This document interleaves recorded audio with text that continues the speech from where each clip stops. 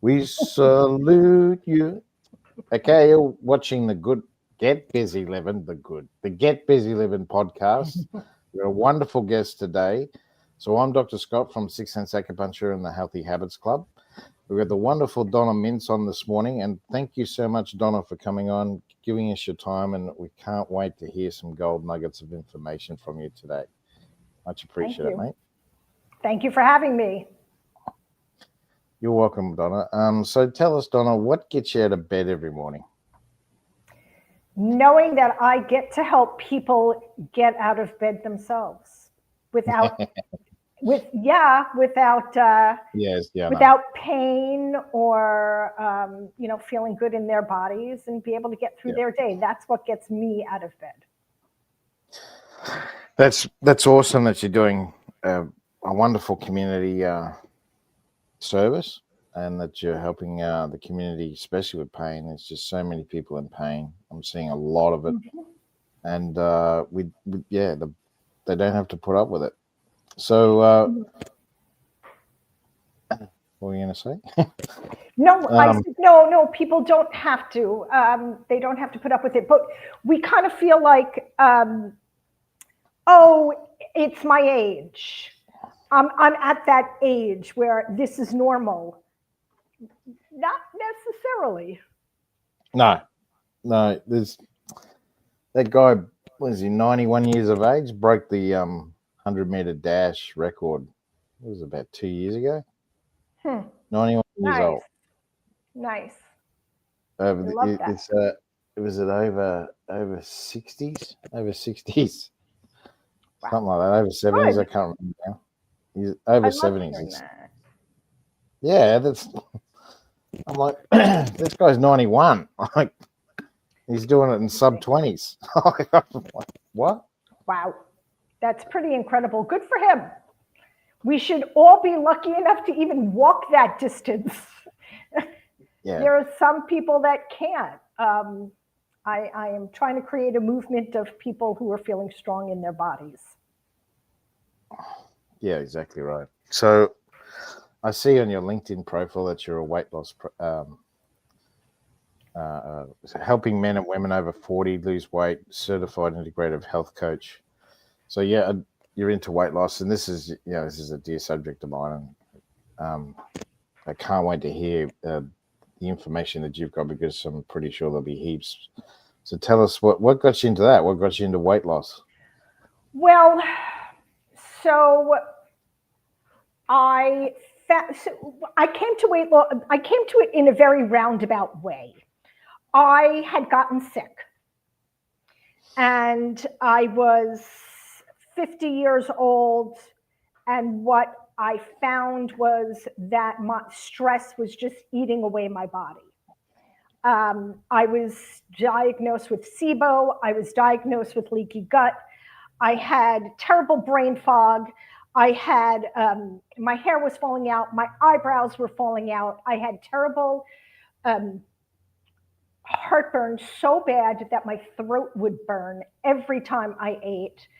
It was just horrible. I had no energy, but I couldn't sleep, but I would have to nap in the afternoon, and I couldn't get through my day. And all while going through, thank you very much, perimenopause, putting on that weight. And then, the doctors were like, oh, you can't cure this. You have to suffer. And I had been in the holistic world long enough to say, you know what? I'm sorry, but no, I completely disagree with that. And I had to go find myself again. I had lost the coach in me, because I was so stressed out, and my mom had passed away. My dad was very sick, and I had lost focus on myself. But when I started to put things back into perspective and got back to my roots of being, my background is while I am a health coach, I also have a background as a chef, a personal chef, personal trainer, and in functional nutrition. I know how to take care of myself. Once I finally got back to that, I realized I was feeling better. But then the sneaky part of that is those extra 15 pounds that my doctor was like, it's menopause, honey. You're 55 years old. Sorry, but it is what it is. That weight came off. And I was kind of like, this is interesting. That's what I didn't expect. So I healed my body and I lost 15 pounds. So that's kind of how I came to it. And that's really what I help people do now, is I help them heal their bodies and lose weight and create these amazing lifestyles where they feel good. They can jump out of bed every morning.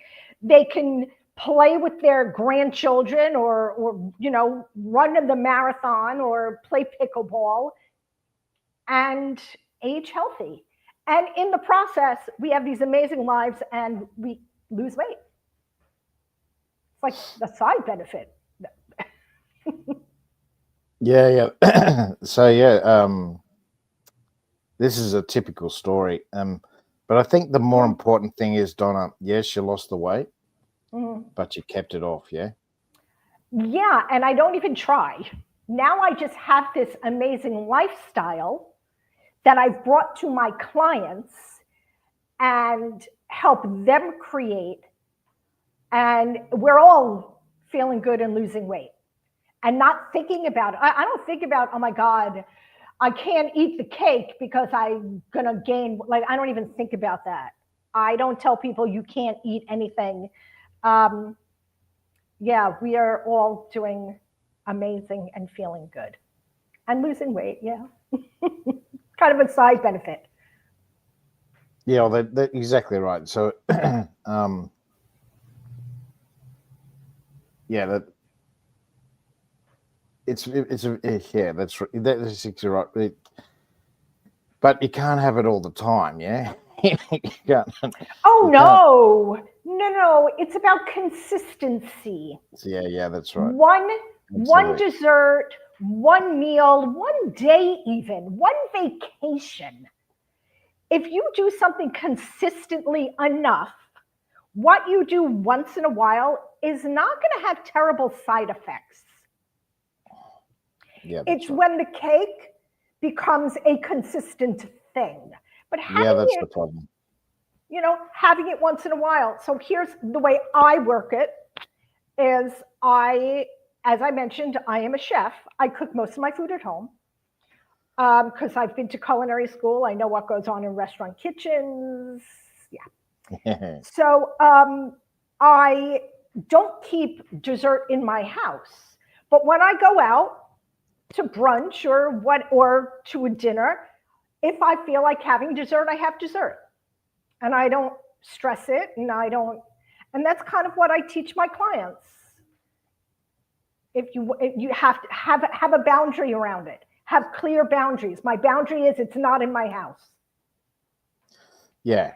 So it's about metabolism. Yeah, if your metabolism is the problem with those sort of foods is that it's like I always think of it like a hurdle. So yes. Because what it does is it slows you down. It slows your metabolism down. Well, it spikes your glucose and insulin. And when you and also everybody's body responds differently. Yeah, that's right. So. Yeah, that's right. But,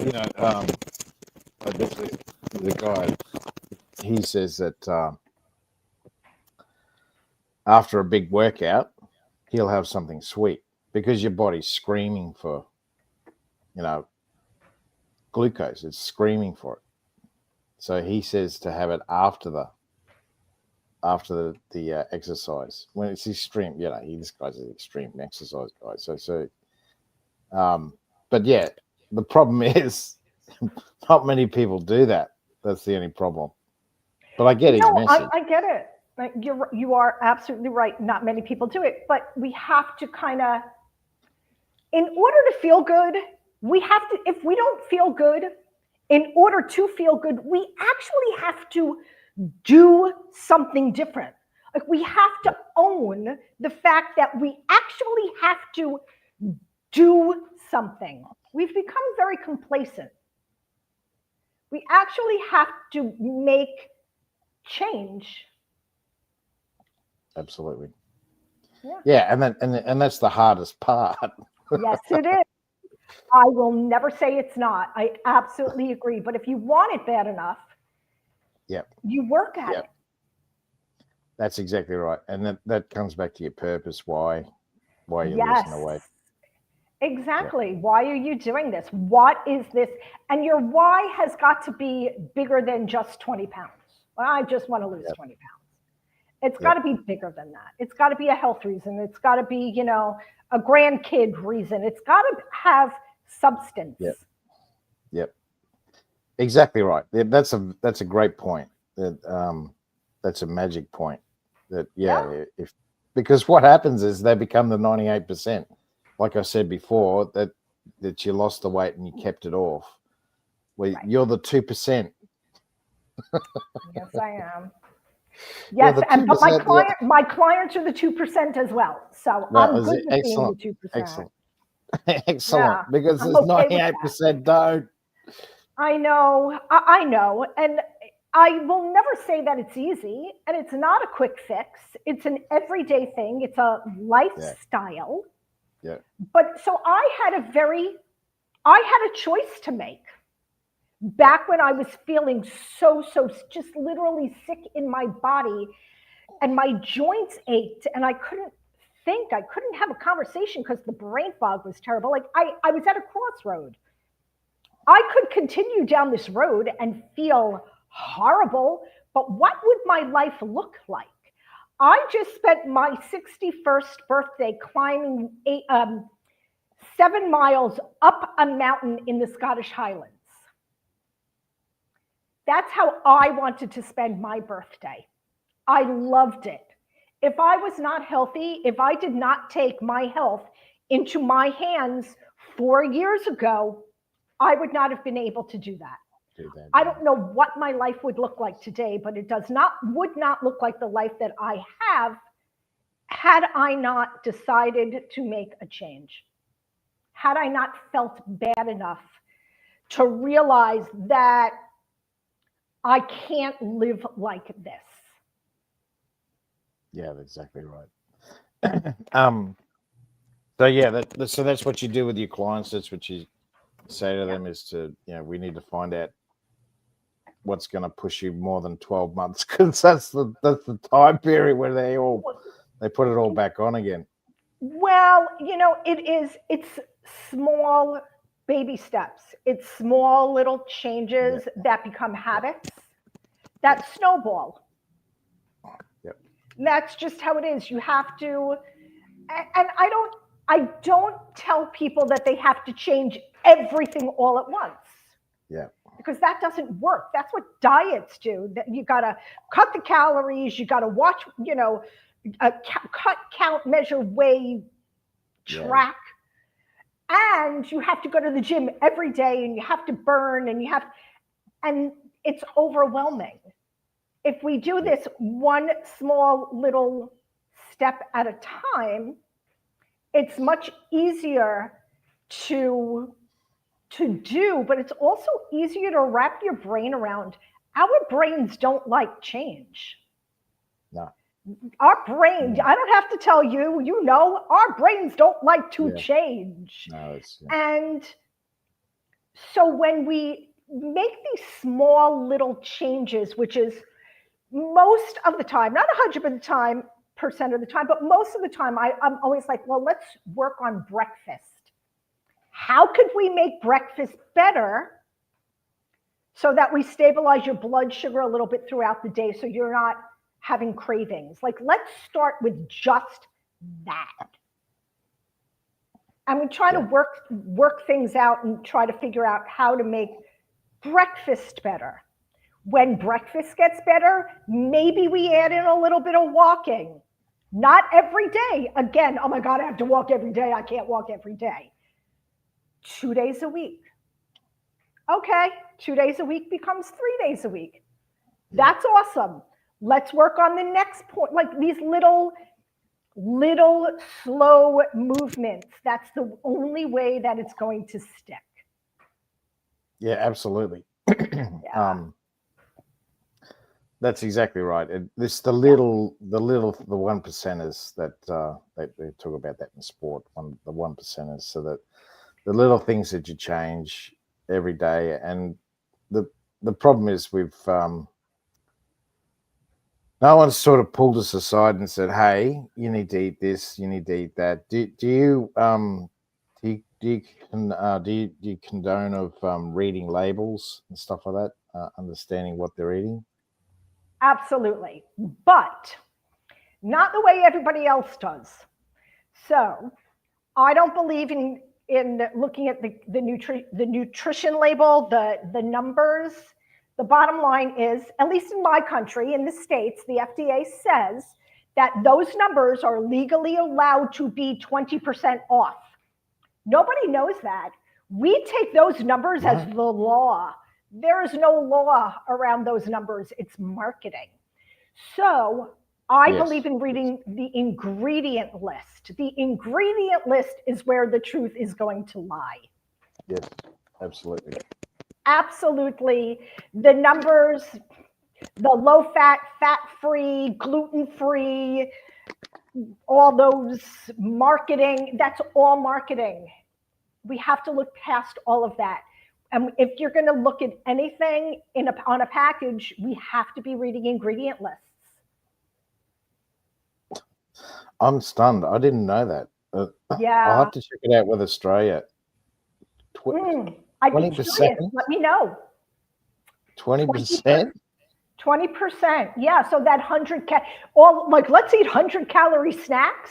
I don't know if they have them there. That's like a whole thing, or at least it used to be a whole big thing. 100-calorie snack.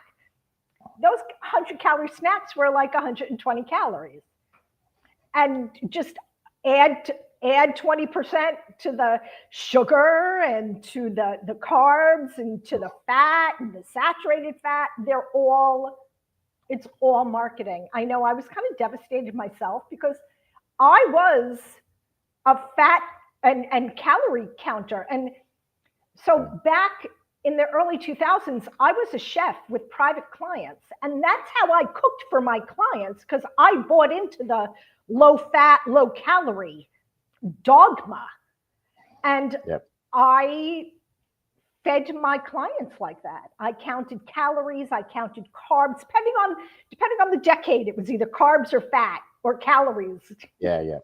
Exactly right. Yeah. So that's the other fallacy, and I've talked with other people about this before.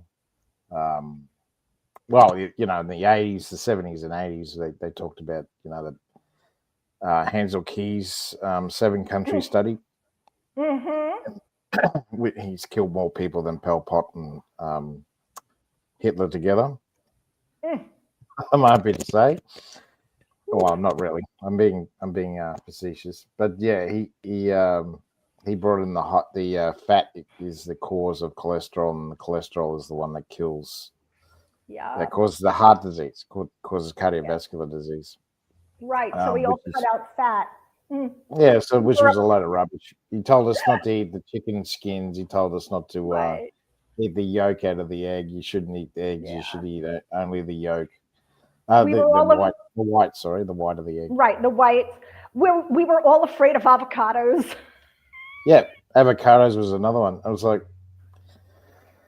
in 100 years, we're going to look back and go, what a bunch of... Anyway. Yes. Yeah, but it's like I say to my clients, but you've only got 3 macronutrients to choose from. You've only got fat, carbohydrates, and protein to choose from. That's all you got. Your micronutrients, it's only that's what they call micro, because there's only a small percentage of those that are involved. So you only need a small amount of them. Yeah, it's because you don't need as much. Right. Your body needs all of it. Like food is information. When you eat food, it has a conversation with your cells and then makes your cells act. Yeah. You start cutting out food groups, you're not giving your body the information it needs to function properly. I understand. That's I say that cereal is a serial killer. I agree. I never heard that. I never heard that one, but yeah, I Have don't you? agree with that Cereal. statement. Yeah, cereal is a serial killer.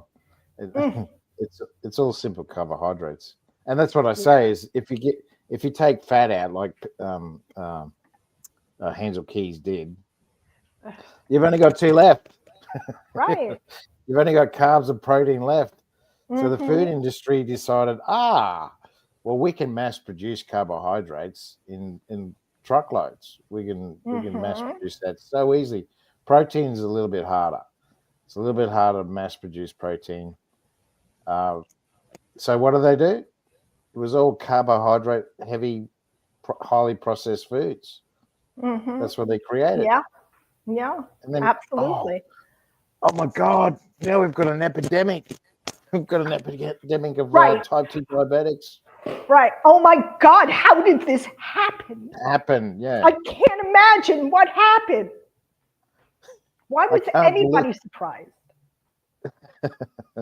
But a lot of people don't know that. They don't realize that.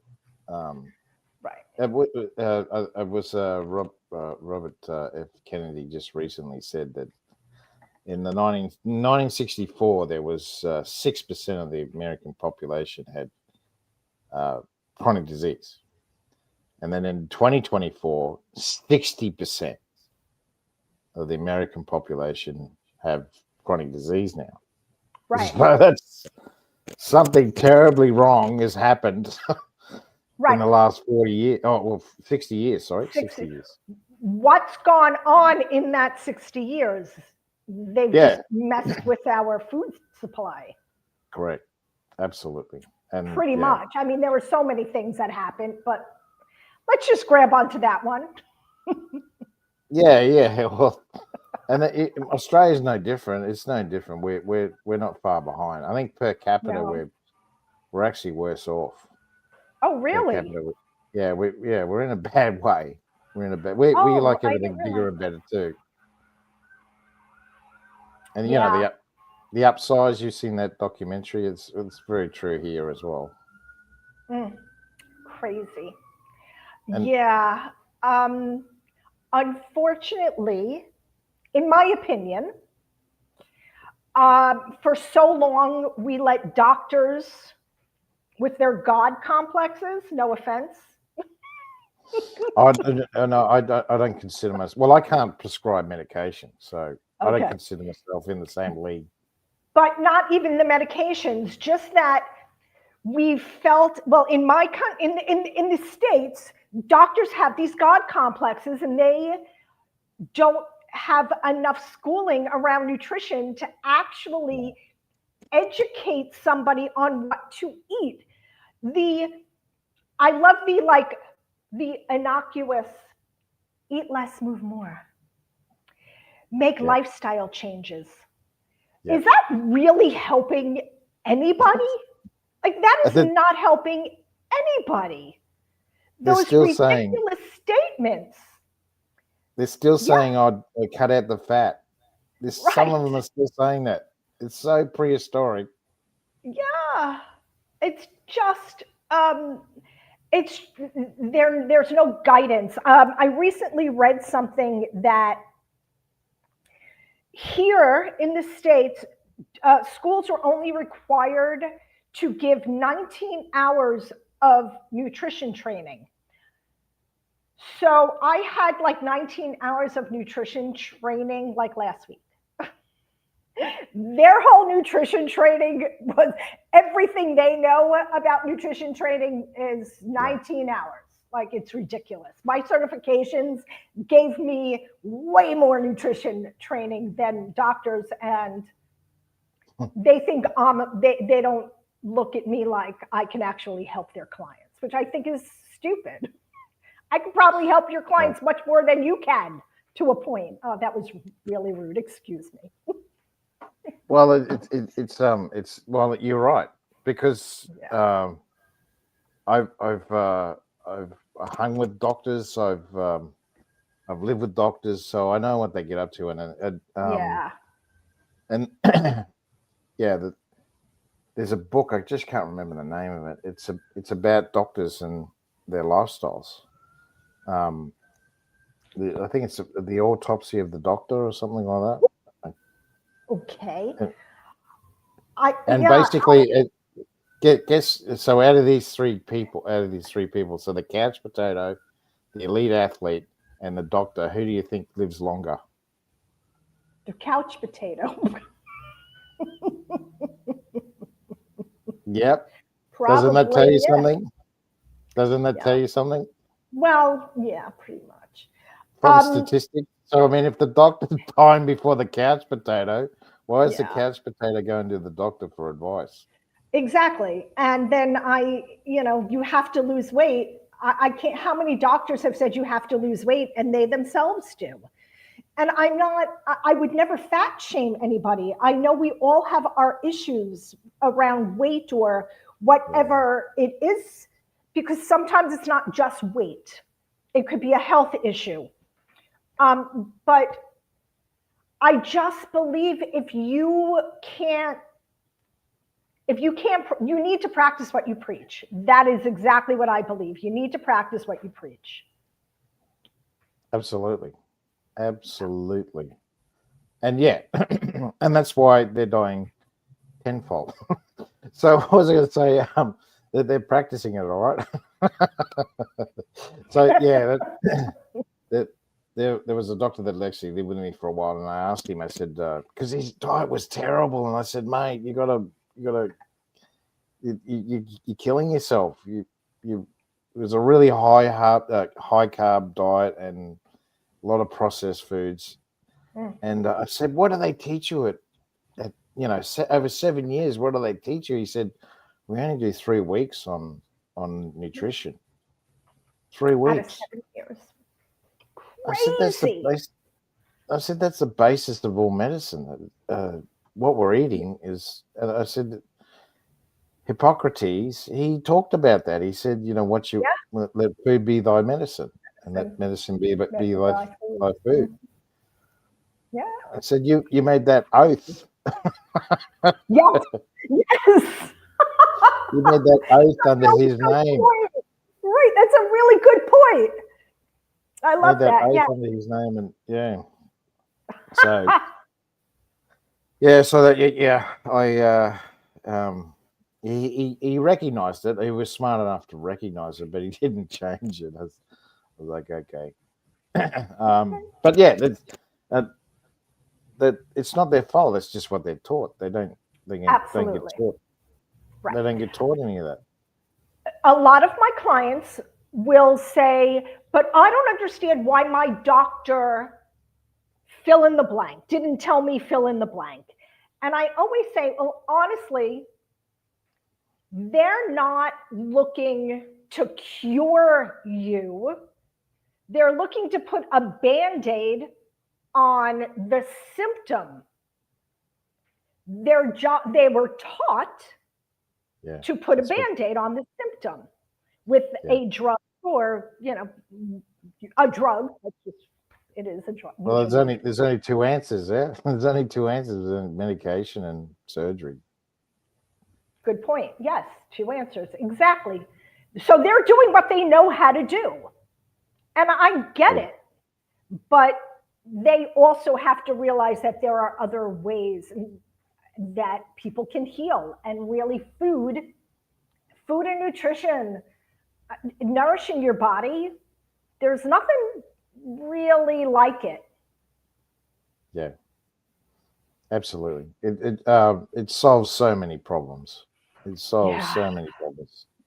I'd say 70% of all the cases I see are normally because of nutritional issues. Yep. So I'm hearing where kids are getting scurvy again. What? Yeah. It's getting to the point where kids are now getting scurvy. Give a kid a lime. Yeah. Not gonna lie. Because they're having such high processed foods that there's no vitamin C in it. Yeah. Wow, I did not hear that. That is Yeah, it's happening. crazy. It's happening here. It's happening here in Australia, Wow. definitely. Oh my God, I'm so sorry to hear that. That's horrible. That is just But, a horrible thing to hear. well, I mean, they solved it in the old days with Right. cabbage. That's Vitamin what they did C with with the cabbage. I thought it was lemons, limes, and oranges. yeah yeah, citrus, but it was quicker to grow cabbage. Oh, okay. It's faster. So it because we're a penal colony. We still are. We're still on a penalty. I was going to say. I was going to say yeah. So a lot of the people that came over in the boats in the first pioneers. Well, they weren't Uh-huh. pioneers; they were all slaves. That they were getting scurvy, so they couldn't work them because they were sick as dogs. So what they did was they realized, oh, if we use cabbage, and they could grow up really fast, they could grow up, in a couple of months. So that's how they stopped Interesting. it. It's, I did not know that. That's very interesting. Okay. yeah, so that it and it's it doesn't take a lot to grow cabbage, and it's very fast to grow. So yeah, that's how they got rid of scurvy here in Australia. Wow. But I was going to say, yeah, that doesn't that tell you something? That tells you how deficient of minerals and vitamins Yeah. the Yeah. highly processed foods are. Yes. So many, many, many years ago, when I was a chef, I did some work with a company. They wanted to create healthy snacks, healthy snacks. So I create this whole line of snacks that are healthy, that were healthy based on the definition of healthy at the time. The definition of healthy has evolved, at least in my mind. So I developed these snacks. They tasted great. I gave them like all my friends. They loved them. But but it's crazy that I'm actually going to say, but they were real food. And when I went in and I gave them, they tasted everything and they loved it. And the thing was, the point this was they were tasting things, and part of my deal was they were purchasing my recipes. And they're like, somebody takes me aside and he says, I know you put a lot into this and we appreciate it and it's all real food, but once this gets to the shelf, it's not going to be real food, right? Hmm. And I went, Absolutely. yeah, I knew it. Nobody was ever going to use the ingredients that I used, like real flavor. Like I did a whole line of snack bars with like real flavors. I used basil. I used cilantro. He's like, yeah, we're going to use chemical cilantro and basil flavors. That does not surprise me. And Yeah. you're I a had chef. You get some it. hopes though. You're a chef. You get it. There are apps now that actually tell you, where they sell. They use millet instead of flour. They tell you if they use olive oil instead of canola oil, and yeah, just little things like that. It tells you there are certain apps that actually do that now. They Okay. tell you how the hell they get that information. I got no idea. Yeah, I think a restaurant has to agree to be on that, Yeah, on an they app have like to. that, but you can always ask. I tell people you have to ask the questions. So I've been to culinary school and I've worked in restaurants. There is no nutrition in in culinary school. There's no nutrition 101. It's not their job. No. Their job is to send out chefs into the world who know basic cooking techniques And then you learn how to layer sugar, salt, and fat. That's what restaurants do. They create an experience. Yep. And this experience, it affects your dopamine. Yeah. So Absolutely. Restaurants are just doing the job. Soy oil is so prominent. I don't know about your country, but you mentioned canola. In restaurants here, they use genetically modified soy oil that is so broken down, and you just have to ask questions. You're allowed to ask questions.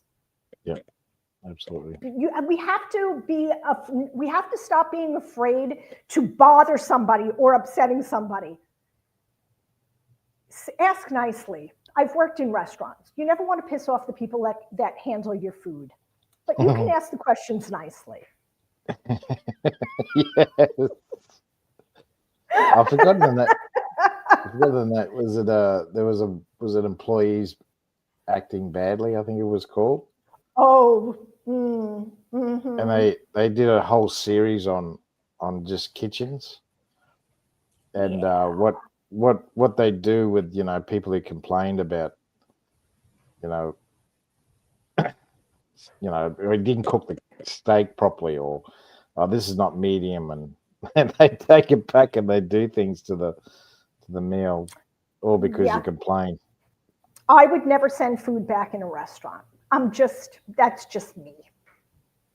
The other thing is, that's just me, because I know.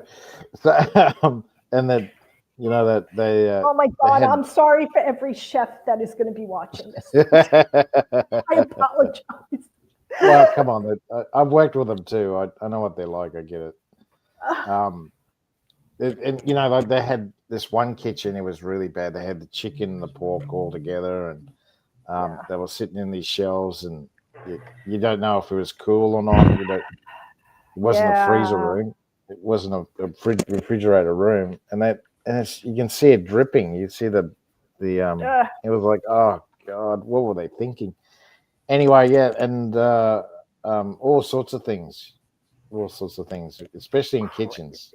Yes, yeah. And keep in mind, people, it's hot in the kitchen. People sweat. Yeah, exactly. Just that's all I'm going to say. People sweat.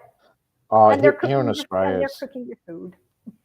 So we're sort of halfway up the continent, so it gets very hot here. Not as hot as what it is up north, but the chefs just about die because it's so hot. I don't know how they put up with it up, like Darwin and Cairns up further north. But I remember, because I worked in hospitality, and I used to think, wow, I don't know if I could be a kitchen hand. It would be so friggin' hot. So I still have a really good relationship with the chef that taught me in culinary school. And actually this past weekend, I told him, I want you to know that I wrote a book about weight loss and about really like creating a healthy lifestyle. And I said, you may not like what I say about restaurants. And he said to me, as long as you tell the truth, I'm fine with that. And I said, oh, yes, I told the truth. He's like, oh, okay. I don't know how, I still don't know how happy he's going to be, but we'll see. And that's what I'm trying to say is that, like I was talking about canola oil and olive oil.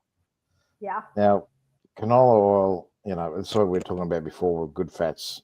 There's good fats and there's bad fats. There's good fats and there's bad fats. And the bad fats, unfortunately, it's not a very good name, because bad fats is I would call it poison, because it is. It's poison. I agree. It causes a lot of issues. So canola oil is up there. It's anything that they have to heat up to extract the oil out of it. Yeah. That's when you're reconstituting the fat, and then that's when you get these horrible diseases like cancer and um, what do you call it? Like these autoimmune problems, Mm-hmm. any neurological disorders. M&D. I'm seeing it getting worse and worse. There was no such thing as M&D 20 years ago, 30 years ago. We sort of heard about it, but it was very, very rare. Now I'm seeing so many people get it. I'm so sorry. So My son, my light is moving. Sorry about that. the sun's going over. All right, Yeah, the you've done sun's. well. You've done well. We're up to 40 minutes. So tell us, give us some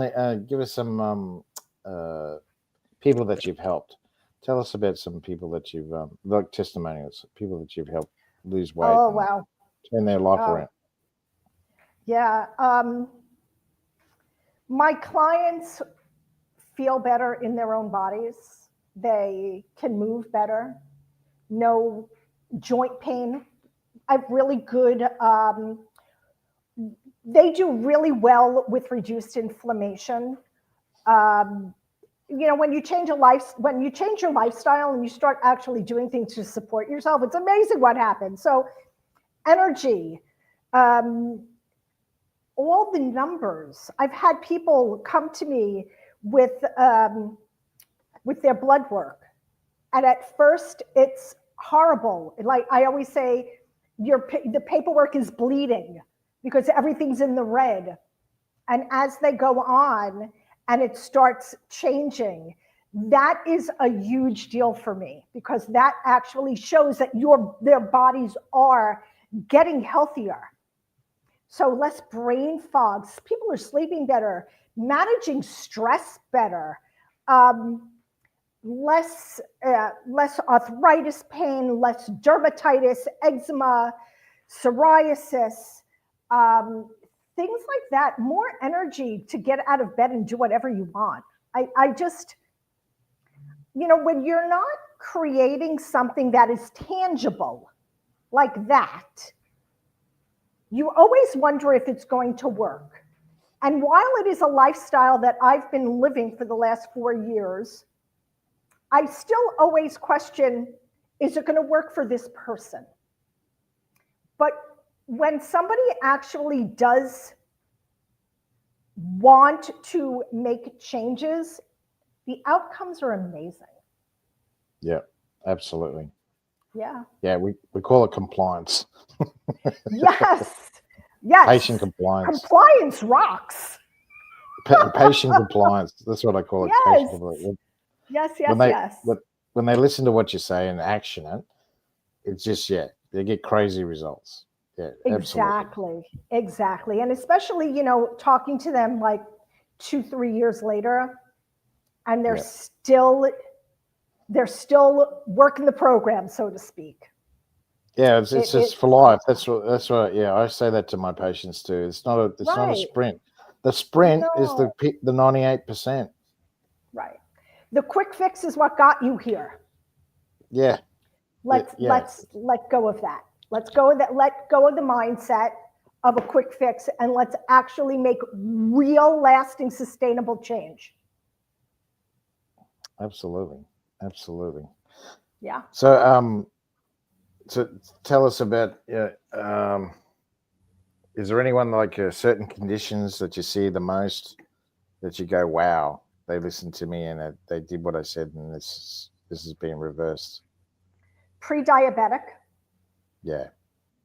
Yeah, I have some really good, because honestly, once people understand how the body works and that food really does, cause diabetes, and it's a lifestyle illness. Absolutely. Hallelujah, sister. Exactly. It is. So once people finally make that connection and they really take control of that, it kind of clicks. It really clicks. I had a client recently, a gentleman in his early 40s that he came to me and he was craving sugar every single day. And he was eating sugar constantly in muffins and chocolate and all that stuff. And we started with his breakfast and we worked through that. And then he started to build a little bit of muscle. And I'm like, so how are your cravings? And he said, well, they're not every day anymore. But I still have them maybe twice a week. And I was like, that's huge. What that tells me is that it's working. You're working the program. Your insulin is leveling out. If the cravings happen when you're spiking too low, because your body wants to bring it back into balance. Since you're not crashing and spiking anymore, you're not having the cravings, but I still have them. So we're used to the quick fix, but this is a long-term thing. And I said, you're doing amazing.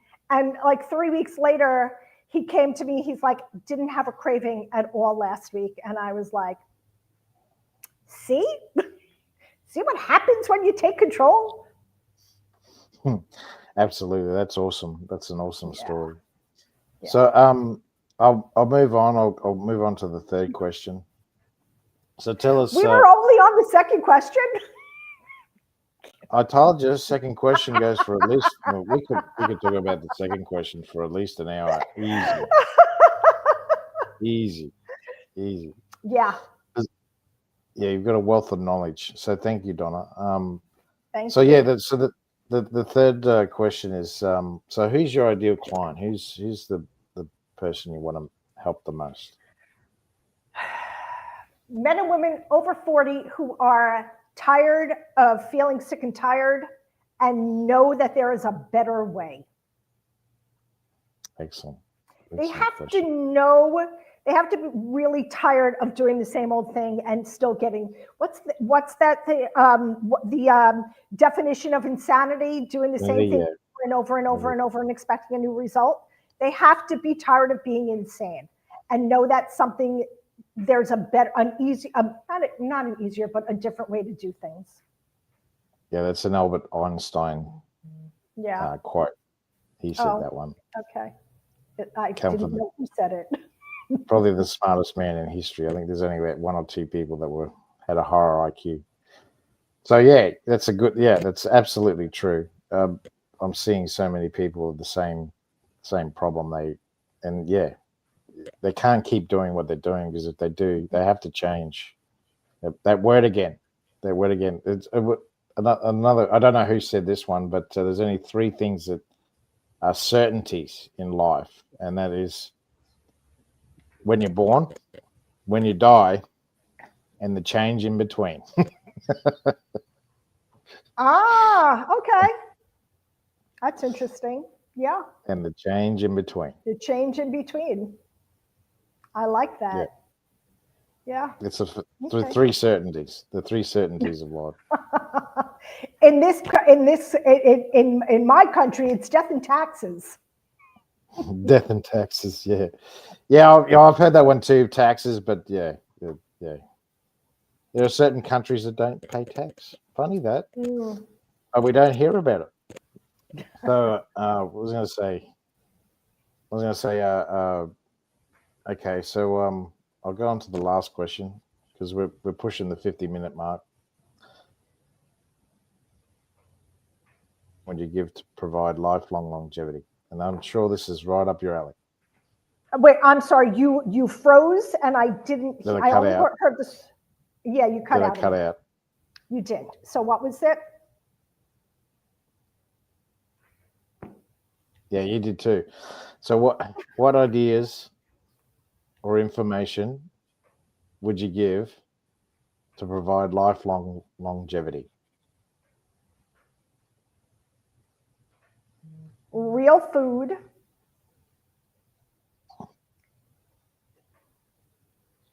Real food builds a foundation of movement, meaning balance, mobility, flexibility, keep your body strong and upright. Look at stress.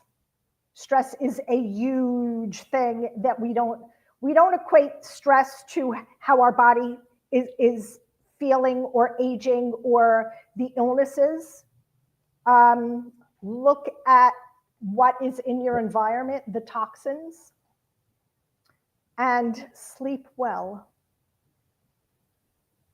That is my that is my blueprint. Yeah. Yeah, that's it. Usually the first two is the result. That usually is the foundation for the others. So thank you very much, Donna. We appreciate your time. And if you want to get in touch with Donna, there it is there. That's her website. And also she has was it Tidy Cal? Yes, I have a Tidy Cal link that is over there. Let's connect, say hi. Yep, so you can book in for a one-to-one, is that right? Yeah, I'd love to connect. All I'd love online? to connect with anybody, yeah. And to give Donna, she's got a book coming out very soon, hopefully in November. And it's called, what's it called? Weight Loss Rewired. Very good. Take weight loss from a whole different thing, no cutting, counting, weighing, measuring, tracking, any of that stuff. And you can eat the cake. You just can't have it all the time. That's the only problem. Exactly. So, consistency. Yeah. What do you do consistently? Yeah, consistency without. but I mean, but you said it before with the client that you helped. He was craving sugar, but that's because he was hooked. Yes.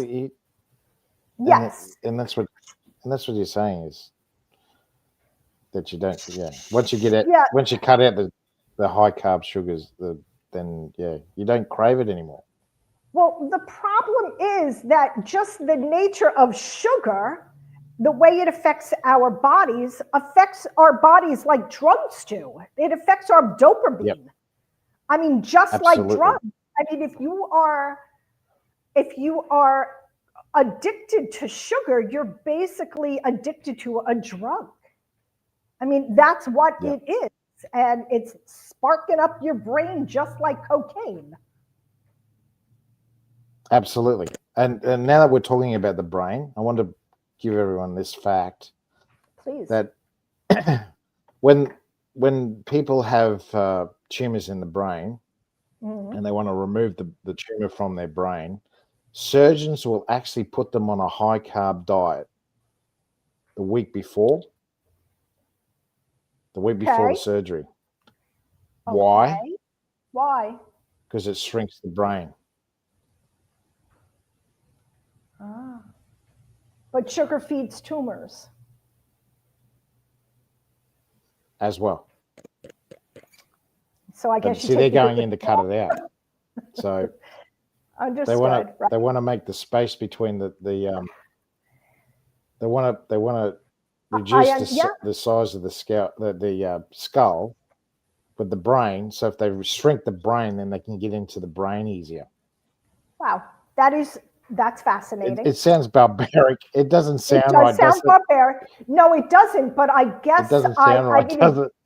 It does. No, and it's kind of appalling. But I kind of get it from a medical perspective, from a surgical perspective, I should say, not a medical. I mean, it is barbaric, and I don't even know where to go from there.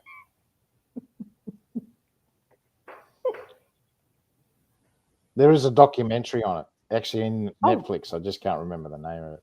Okay, I would love to know about it. They got this young boy. I'll try and find out for you, but it was I was like, what? So they actually do. They actually put you on a high carbohydrate diet, and then they go do the brain surgery to remove the tumor. But you're right. High carb diets do cause tumors. And it's all Well, scientifically backed now. I can say it easily. And that's what they do is they. So if you want to shrink your brain, just eat a lot of carbs. There you go. Oh my God. The medical community, I question the ethics of that. You really have to question the ethics of that. Because it's not only shrinking, it's dying. Yeah. The brain is dying. I think it's every decade the brain shrinks 2%. Oof! I never heard that. Yeah, every decade our brain shrinks 2%. Wow! So the higher the carbohydrate intake, obviously the higher the percentage of the shrinkage of the brain. Wow! I did not know that. Yep. Wow. Okay. 2%. All right, guys. So, yep, check out her book. Check out Donna's book, and obviously check out her website. Now, thank you very much for coming on, Donna. And because you didn't bag me too much, I'm going to give you access to my health club. So it's only $1 for the first month. So that's a US Australian. So it's probably about 50 cents for you. Oh, okay. With the conversion. Okay. So that's it there. There's the access, and we'll give you access to that. Yeah. So for the first month, it's only $1. So it normally costs $11, but it only costs $1 for the first month. I was trying to give it away for free, but Stripe wouldn't let me. So yeah, you have to pay $1.